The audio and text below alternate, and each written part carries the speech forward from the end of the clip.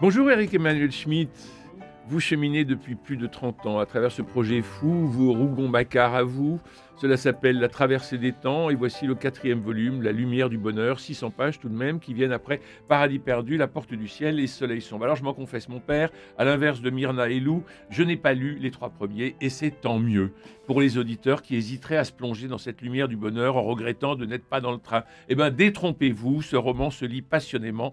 Il y a 1 ou 2 paragraphes qui font allusion au volume précédent et après avoir lu celui-là, forcément, on a envie de lire les 3 premiers et c'est donc réussi. Nous quittons les pyramides et vivons à Athènes en passant par Delphes et Olympie, paradis perdu pour tous les philosophes. Le siècle de Périclès est un des sommets de notre humanité. Pédagogue, vous nous guidez dans le temps et avec des notes en bas de page, vous montrez les prolongements dans notre époque contemporaine. Alors, en 5 lignes, je vous raconte votre histoire. C'est votre héros narrateur, Noam, qui s'appelle ici Argos. Son double féminin, Noura, qui aura d'ailleurs le mot de la fin, est aussi présente puisqu'elle épouse Périclès carrément. Argos sauve Daphné d'une piqûre de scorpion, il est médecin, l'amour leur tombe dessus, mais il est métèque. Ah zut, mais pour épouser la belle, il faut qu'il soit nommé citoyen d'Athènes. Seule solution pour lui, participer et triompher aux Jeux Olympiques. Daphné a une sœur, Xanthibe, qui est fort laide et fort en gueule, qui est mariée à Socrate, mais oui, le voilà, et nous le suivons dans ses déambulations jusqu'à son exécution. Un grand moment de bonheur. Exécution bonheur.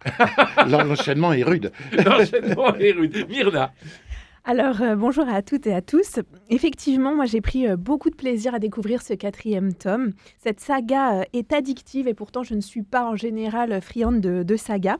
Mais c'est vraiment l'histoire de l'humanité que vous déployez dans les histoires quotidiennes et intimes des personnages qu'on a vraiment plaisir à retrouver de tome en tome.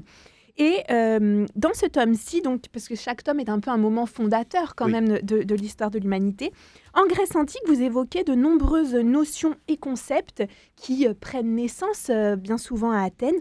Est-ce que vous pouvez, Eric Emmanuel Schmitt, nous parler de cette innovation athénienne en termes de régime politique qui était par ailleurs jugé faible par les cités concurrentes d'Athènes? Ben oui, Athènes, pour la première fois dans l'histoire, décide d'en finir avec le règne de la force. À cette époque, il n'y avait dans les cités que des tyrans. Et tyran n'était pas un mot négatif. C'était celui qui possédait le pouvoir par la force.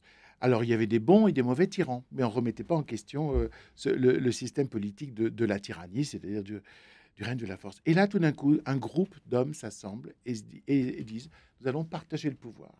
Et nous le partageons d'une manière aléatoire, parce que certaines charges sont tirées au sort, et d'autres de manière élective. Et donc, on invente la démocratie. Alors, bien sûr, ça n'est pas la démocratie d'aujourd'hui, puisque finalement, à Athènes, par exemple, les citoyens, ça représentait un quart de la population, puisqu'ils étaient exclus du groupe démocratique, les femmes, les métèques et les esclaves. Mais c'est quand même la première fois que ce système qui pose une égalité entre des individus et avec la notion de contrat social que développera Rousseau bien plus tard, à savoir j'abandonne ma force pour la donner au groupe et des gens élus vont l'incarner. Pour faire prospérer la cité.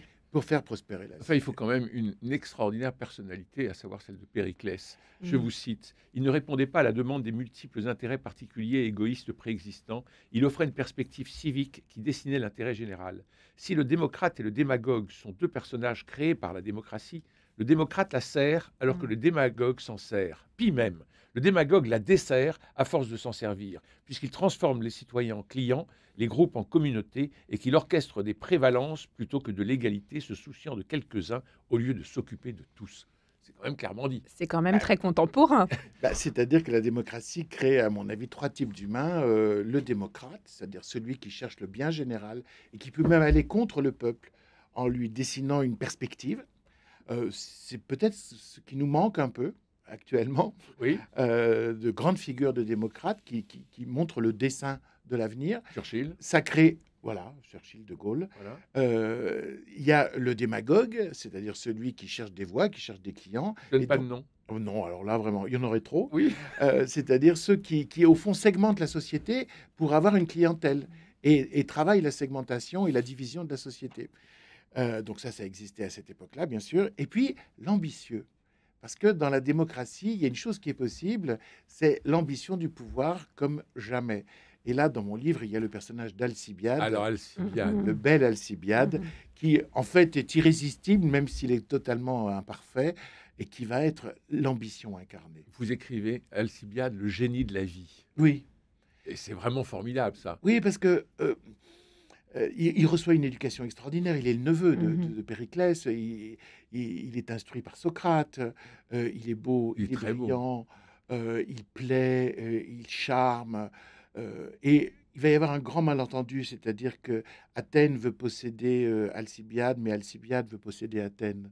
Et donc que cet homme va s'emparer du pouvoir, mais en même temps va le perdre et il va être capable de tous les retournements, de toutes les trahisons au profit de son ambition personnelle. Oui, et puis c'est déclenché par votre méchant, qui est Derek, le Mm. demi-frère par qui le scandale avance à bas bruit et qui sera, c'est annoncé, sans doute très présent dans le dernier volume, j'imagine bien.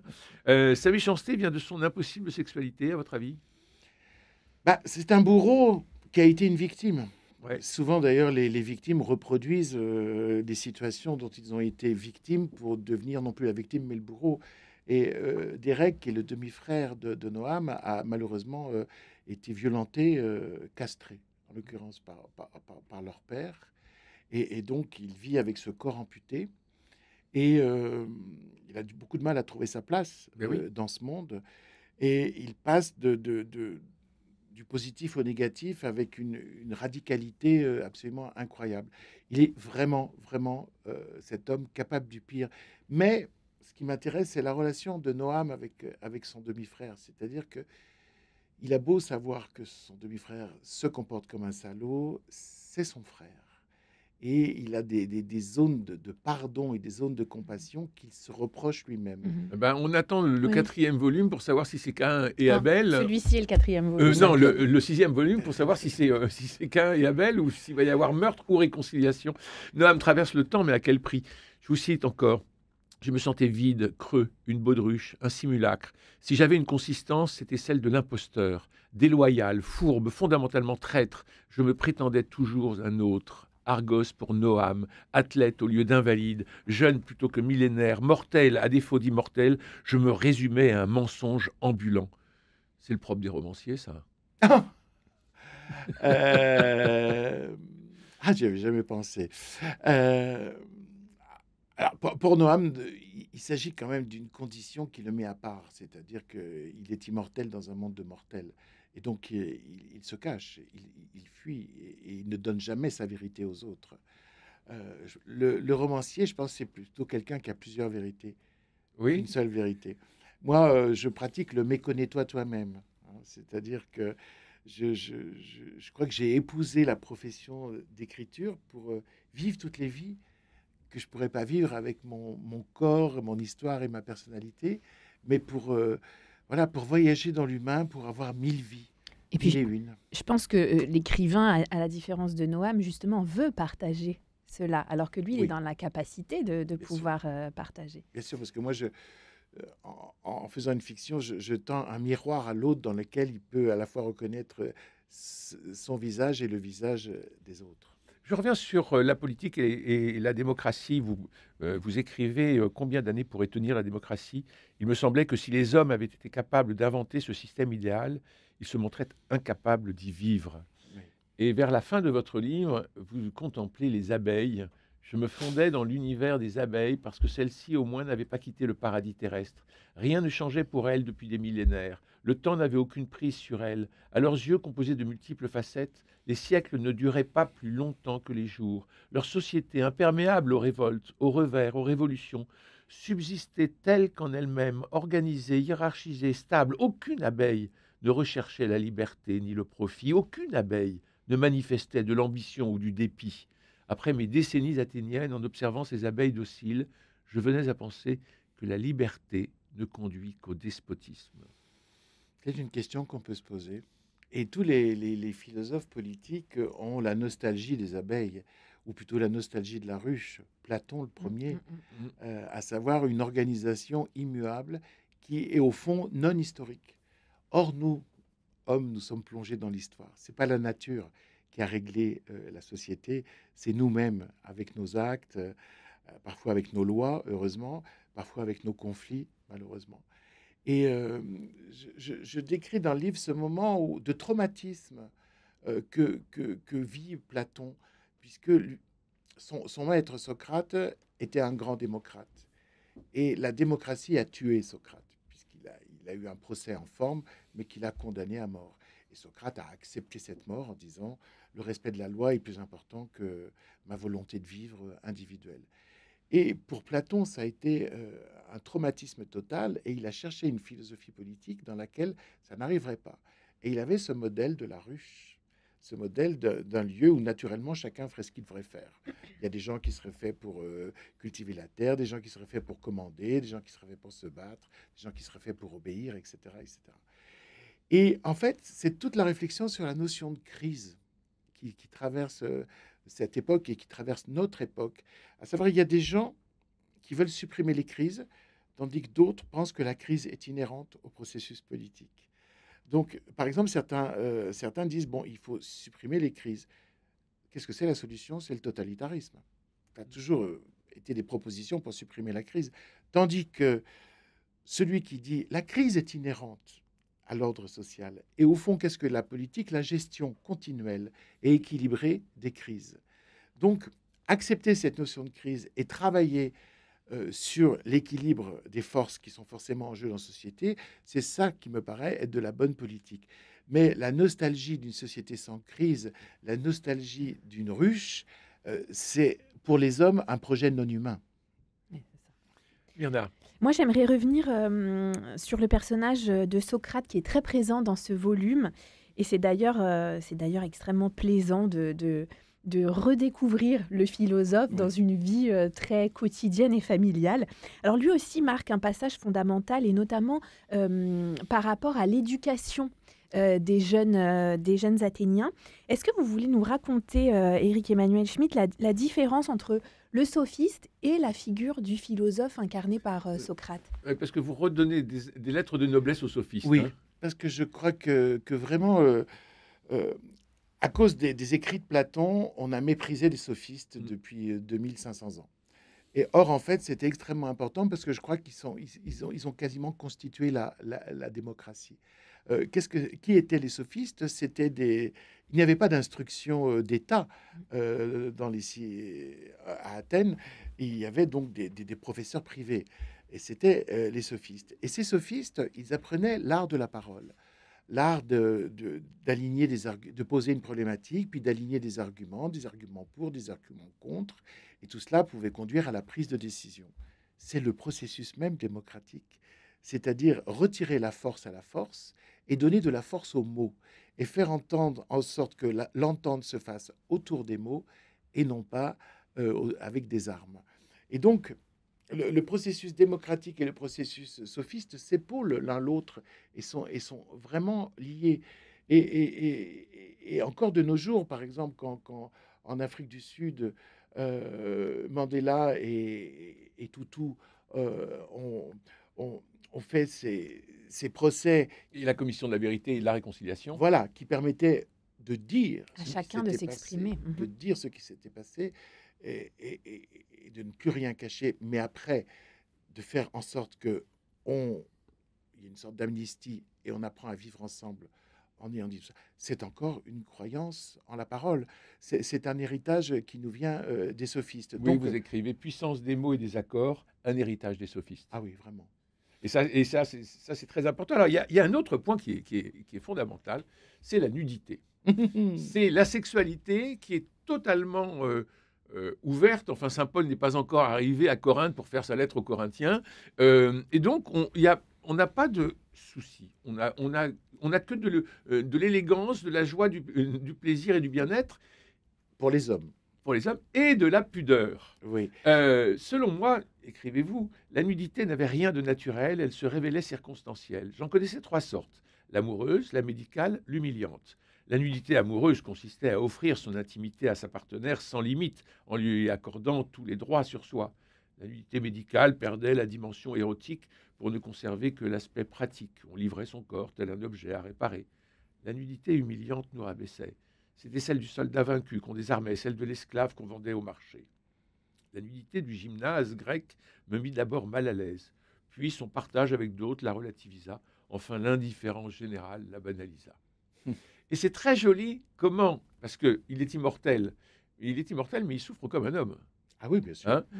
Il va avoir un gros problème à la jambe. On va pas, Il ne faut pas raconter. on va pas raconter, mais je peux vous dire que j'ai été extrêmement. Enfin, on tourne les pages à toute allure pour voir comment ça va Oui. se passer. Hein. Mais ce qui est particulièrement fascinant, notamment sur cette question de la nudité et de la sexualité, c'est que vous montrez bien à quel point, à l'époque, en Grèce antique, la sexualité n'était pas considérée comme un élément d'identité. Ah, voilà. Et ça, je trouve que c'est vraiment passionnant. Je trouve que c'est intéressant de comparer aujourd'hui avec Oui. hier sur une question comme celle-là. Sappho, qui est un des personnages Oui, la du grande livre, poétesse. elle vous aurait dit qu'elle était lesbienne, ça voulait dire qu'elle habitait Lesbos. Mm. Mais pas plus. Mais oui. Parce que les Grecs pensaient que la sexualité, le désir sexuel, c'était comme un pollen qui circulait dans l'air et qui se posait sur les uns ou les autres. Alors vous pouviez avoir le désir de telle ou telle personne ou le désir de telle autre. C'est le modèle d'Eros, c'est-à-dire du dieu amour, qui, vous savez, est un garçonnet qui tire des flèches. Alors si la flèche a une pointe en or, on tombe amoureux. Si la flèche a une pointe en plomb, on déteste. Donc tout peut arriver. Les dieux eux-mêmes reçoivent des flèches. Et Zeus, qui est par exemple l'homme viril par excellence, un jour, au milieu de toutes les femmes pour lesquelles il a aussi reçu une flèche, il reçoit une flèche qui est pour Ganymède, qui est un jeune homme. Voilà. Et donc il y a cette idée que la sexualité, c'est quelque chose qui arrive, mais qui ne définit pas un être. Alors qu'au 19e siècle, on va créer les catégories, enfin Freud va créer la catégorie de homosexuel, hétérosexuel, puis après, il y aura la catégorie de bisexuel, comme étant quelque chose d'identitaire. Alors que pour les Grecs, je vous dis, ça relève Beaucoup plus fluide, finalement. c'est plus fluide, ça relève plus du pollen qui circule dans l'air. Mais je précise, attention, il s'agit ici des hommes. Des hommes. Parce qu'il y a une mauvaise chose à faire, c'est de naître femme en Grèce à cette époque.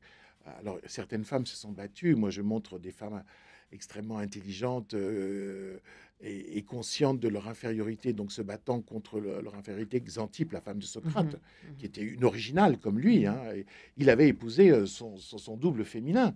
Et puis Aspasie, la fameuse Aspasie, la femme de Périclès, qui rue dans les brancards par rapport à la condition qui est faite à la femme. Et alors, Eurydice. Alors ça, c'est de l'amour en barre. Exactement. Je peux pas m'empêcher de vous lire. Dans l'instant où Eurydice surgit, elle m'inspira un amour violent. Alors qu'elle criait et se débattait entre les mains de la sage-femme, elle s'apaisa sitôt dans les miennes, comme si, au lieu de me découvrir, elle me retrouvait. Avions-nous rendez-vous? Nous étions-nous attendus durant des mois? Une onde de plaisir nous traversa. En posant mon oreille contre son minuscule buste encore malléable, si tendre et délicat, j'entendis un cœur dont la pulsation discrète me sembla une palpitation plus qu'un battement, une promesse davantage qu'une réalité. Son extrême fragilité se mêlait à son intense appétit de vivre et elle me bouleversa. Peau contre peau, je percevais son besoin de moi, son abandon total, sa parfaite confiance. Mon cœur s'ouvrit immédiatement. Dès notre premier contact, je lui vouais mon existence. Alors moi, j'aimerais parler de votre attachement pour le théâtre, parce que je trouve qu'il transparaît pleinement dans ce texte. Il a été inventé à cette époque. Hein. Ah oui. Ah ben là, c'était vraiment un âge d'or, on peut le dire. Vous parlez du temps réinventé dans un espace transfiguré. Oui. Je trouvais que c'était une expression vraiment magnifique. Vous êtes vous-même helléniste, il me semble. Je pense que depuis très jeune, vous avez été imprégné par les textes grecs. Qu'est-ce qui rend ce théâtre si riche et si juste à vos yeux, Éric Emmanuel Schmitt? Alors déjà, on ne se rend pas compte, mais du phénomène que ça a pu être de passer du récit que faisait un poète ou un aède, on appelait ça dans l'Antiquité, qui faisait un récit épique, à tout d'un coup des êtres incarnés par des individus, c'est-à-dire des personnages qui parlent sur scène et qui font revivre les grandes figures du passé ou de la mythologie. L'incarnation. Donc, déjà, ça, c'est la Ça change tout. Ça change tout. Et puis alors, la deuxième chose, c'est qu'il y a une subtilité dans le théâtre grec qui est confondante et je trouve dont aujourd'hui ne porte pas assez les traces. C'est l'invention du tragique. qu'est-ce que c'est le tragique? C'est pas opposer le bien et le mal, le méchant et le mauvais, c'est opposer deux sortes de biens qui ne vont pas ensemble. C'est Antigone qui veut enterrer son corps, le corps de son frère, parce que c'est la loi du cœur, et c'est Créon, le gouvernant, qui veut l'exclure de la cité et l'exposer en dehors des remparts, parce c'est la loi de la cité. Donc la raison d'État contre la raison du cœur. Chacun a raison de son point de vue, chacun a tort de l'autre. C'est ça la tragédie. C'est irréconciliable. C'est irréconciliable. Moi, je parle de Clytemnestre qui veut sauver sa fille Iphigénie et Agamemnon, au contraire, qui va sacrifier sa fille Iphigénie pour une raison d'État. C'est la même chose. Raison du cœur, raison d'État. Et alors, bien sûr, il y a toujours un personnage qui gagne, mais c'est pas la justice qui gagne. C'est le pouvoir, souvent. C'est le pouvoir. Et ça ne donne pas raison à celui qui l'emporte. Et donc, cette conception tragique du monde pour dire le réel est beaucoup plus complexe qu'on ne le croit, y compris même que les philosophes ne l'acceptent, parce que en même temps que la philosophie essaye de simplifier, la tragédie complexifie. Et pour moi, c'est ça la force du théâtre et de la littérature de manière générale, c'est cette considération des problèmes sans issue, du tragique. Alors, vous avez des intermédiaires entre les chapitres, où là, on est au XXIe siècle. Et alors, on a l'impression que on va souffler en disant « Ah, ça y est, on est revenu. Que nenni, monseigneur. Jamais, on il ne nous lâche la souffle main. pas. Et on est content d'y retourner Oui. dans ce formidable À la lumière du bonheur, Éric Emmanuel Schmitt. Le monde contemporain, parce que vous êtes optimiste par tempérament, par éthique, par conviction, par politesse aussi. Et là, je vous trouve assez sombre. Je vous cite, « Jamais le monde n'a été aussi présent aux humains qu'aujourd'hui. Ce déluge de nouvelles, les infos, ce déluge de nouvelles crée pourtant une situation étrange, une solitude accrue. Le cerveau de Noam peine à traiter ces informations trop nombreuses, trop diverses. Elles l'intéressent quelques minutes, puis le sidèrent, l'abrutissent et finalement l'endorment. Il ne parvient pas à coexister avec un univers filmé, différé, monté, chroniqué, bruité. Soit ce monde d'images et de sons constitue la seule réalité, et Noam se réduit alors à rien, soit il se résume à des simulacres techniques et idéologiques, et Noam les annule et redevient le centre de sa vie. Pas de place pour deux entités différentes, l'une numérique, l'autre de chair et de sang, dans un même lieu. » Ben oui, dans nos vies aujourd'hui, on peut se demander où est la réalité. Ouais. Est-ce que la réalité, c'est ce que moi je vis, j'expérimente, etc. Ou est-ce que la réalité, c'est ce qu'on déverse sur moi à travers des médias? Et comment faire coexister, parce que ce sont deux réalités, mais comment faire coexister harmonieusement ces deux réalités dans un même cerveau? Noam, qui vient très très loin, il a beaucoup de mal avec ça. Mais on sait qu'aujourd'hui, il y a des gens aussi qui sont obligés de faire des cures radicales de médias pour pouvoir retrouver un peu le socle de leur vie, leur chair, leurs proches. Parce qu'il y a un enfermement aussi dans le numérique. Alors, cette solitude accrue, écrivez-vous. Et une solitude accrue. Donc, notre époque nous propose des conflits qu'on ignorait dans le passé. Donc, et on n'avait pas besoin de ça. Franchement, non. Non, d'accord. Alors, j'ai une dernière question, Éric Emmanuel Schmitt. Peut-être pour nos auditeurs en avant-première, est-ce que vous voulez nous donner quelques mots quant au prochain tome? Où et quand retrouverons-nous Noam? Alors, le prochain tome, il va, je pense, particulièrement vous intéresser parce qu'il va s'appeler Les deux royaumes. En effet. Et ça sera Rome et Jérusalem. C'est-à-dire le royaume terrestre, cet empire romain absolument incroyable, et puis le royaume céleste, celui que propose Jésus. Et Noam rencontrera tout ça à travers évidemment la figure de l'esclave, puisque Jésus, c'est la libération des esclaves. Et l'Empire romain s'appuie sur une économie d'esclaves. Donc je vais faire se rencontrer ces deux mondes. Un grand silence dans le studio. Tout de suite, on est très impatient d'avoir la suite. Exactement. Et en tout cas, ce que je voulais dire, c'est que ce que j'ai dit au début, La lumière du bonheur, ce 4e volume, on peut commencer par ça. Bien sûr. Et bien sûr. on n'a pas besoin. J'ai fait en sorte qu'on puisse le arriver dans lecteur l'histoire. n'est jamais perdu Voilà. et on apprend énormément et c'est un véritable bonheur de lecture. Merci Myrna Aylou, merci Éric Emmanuel Schmitt et bravo pour ce 4e tome de La traversée des temps, La lumière du bonheur, une lumière qui peut s'éteindre. Un bonheur de lecture en tout cas. Il me reste à remercier Jean-Paul Lérine pour la réalisation, François Dieudonné, Philippe Malpêche et Faustine pour la réussite technique de notre rendez-vous. Demain, nous irons au cinéma pour Borgo, Civil War et Un esprit libre. Il paraît que les températures vont remonter. Ne perdons pas espoir. Je vous embrasse.